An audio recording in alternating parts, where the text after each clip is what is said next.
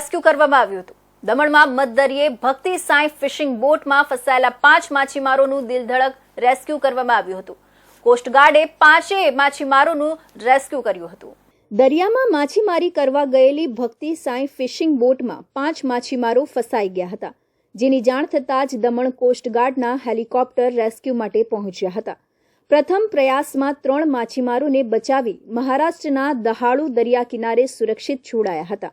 બીજા ચક્કરમાં કોસ્ટગાર્ડના હેલિકોપ્ટર બોટમાં ફસાયેલા 2 માછીમારોને બચાવી દમણ લવાયા હતા।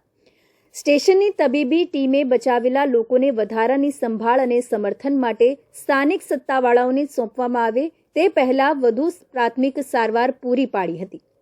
અગાઉ જાફરાબાદના દરિયામાં 37 નોટિકલ માઇલ દૂર બોટમાં માછીમારી કરવા ગયેલા યુવકની અચાનક તબિયત લથડી હતી અને મોડામાંથી ફીણ નીકળવા લાગતા તાકીદે પીપાવાવ કોસ્ટગાર્ડની ટીમ બોટ મારફત ત્યાં પહોંચી હતી અને માછીમાર યુવકનું રેસ્ક્યુ કરી પીપાવાવ જેટી પર લાવી સારવાર માટે દવાખાને ખસેડ્યો હતો।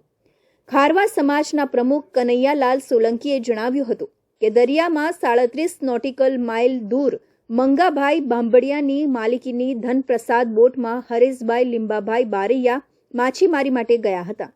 અચાનક હરેશભાઈની તબિયત લથડી હતી અને મોઢામાંથી ફીણ નીકળવા લાગ્યા હતા, જેથી તાકીદે પીપાવાવ કોસ્ટગાર્ડને જાણ કરાઈ હતી, જેથી બોટ નંબર P419માં ટીમ રવાના થઈ હતી અને હરેશભાઈને પીપાવાવ જેટીએ લાવી 108 એમ્બ્યુલન્સ મારફત રાજુલા દવાખાને ખસેડવામાં આવ્યા હતા।